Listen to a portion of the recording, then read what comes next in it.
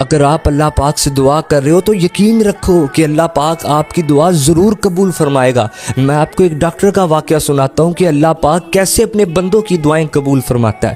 Doctor Ahmad اس شخص کا نام تھا، اپنے ملک کی کنٹری کے بڑے ڈاکٹرز میں اس کا شمار تھا۔ اس ملک کی حکومت نے یہ پلان کیا کہ ڈاکٹر احمد کے لیے کوئی بڑا انعام، انہیں کوئی بڑا ایوارڈ دیا جائے، کہ ان کے لیے کوئی سیمینار ایونٹ آرگنائز کیا جائے کہ جس ایونٹ میں ملک کے باہر سے بڑے لوگوں کو بلایا جائے اور انہیں انعام دیا جائے۔ ڈاکٹر احمد کو پتا چلا تو بہت خوش ہوئے کہ میرے اعزاز کے لیے اتنی بڑی تقریب۔ اب ڈاکٹر صاحب نے اس ایونٹ میں جانے کے لیے فلائٹ بک کی، مثلا جس دن ایونٹ ہے اس سے ایک دن پہلے آپ نے فلائٹ بک کی۔ اب جہاز میں بیٹھے ہیں، جہاز اڑ گیا، آپ سوچ رہے ہیں کہ زندگی میں پہلی بار مجھے اتنا بڑا انعام دیا جا رہا ہے، اتنا بڑا ایوارڈ دیا جا رہا ہے۔ اب اچانک ہی موسم خراب ہوتا ہے، جہاز ہچکولے کھانے لگتا ہے، اچانک اعلان کیا جاتا ہے کہ ایمرجنسی لینڈنگ کی جا رہی ہے، شاید جہاز میں کوئی ٹیکنیکل خرابی ہے۔ اب چھوٹے ایئرپورٹ پر جہاز لینڈ کر دیا گیا۔ اب ڈاکٹر صاحب بڑے پریشان ہیں کہ وہ ایونٹ جو میرے لیے رکھا گیا، میرے لیے لوگ آ رہے ہیں، میں ہی نہ پہنچا وہاں تو پھر کیا ہوگا؟ ڈاکٹر صاحب بڑے پریشان ہیں۔ عملے سے بات کی، وہ کہنے لگے کہ جہاز میں ٹیکنیکل خرابی ہے، ایئرپورٹ چھوٹا ہے، عملہ نہیں ہے، یہ اب جہاز کل ہی اڑے گا۔ ڈاکٹر صاحب بڑے پریشان ہیں، میں کیا کروں؟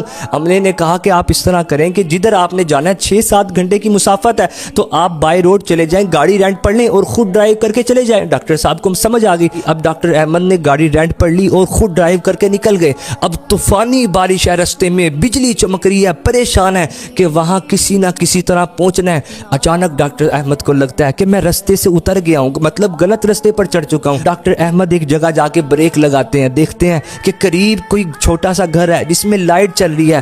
گاڑی کھڑی کی اور دروازے کو جا کے کھٹکھٹایا، اندر سے کوئی بوڑھی عورت باہر آئی، پوچھا بیٹا کون ہو؟ کہنے لگے کہ میں رستہ بھٹک چکا ہوں۔ اب اس بوڑھی خاتون نے انہیں اندر بلایا، جو گھر پکا تھا کھانے کے لیے سامنے رکھ دیا۔ اچانک ڈاکٹر کی ایک کمرے میں لیٹے ہوئے نوجوان پر نظر پڑتی ہے۔ اب اس ڈاکٹر نے کہا کہ وہ کون لیٹا ہوا ہے؟ وہ کہنے لگی کہ یہ میرا پوتا ہے، بیمار ہے، سخت بیمار ہے، میں نے ہر ڈاکٹر کو اس کا چیک اپ کروایا، ہر ڈاکٹر نے یہی کہا کہ اس کا علاج صرف ڈاکٹر احمد کر سکتا ہے۔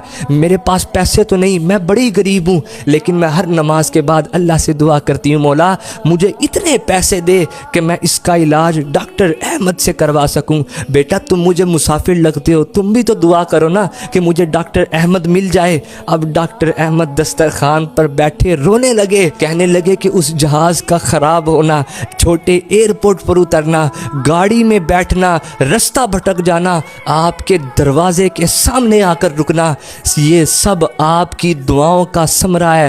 میں ہی ڈاکٹر احمد ہوں، میں ہی اس کا علاج کروں گا۔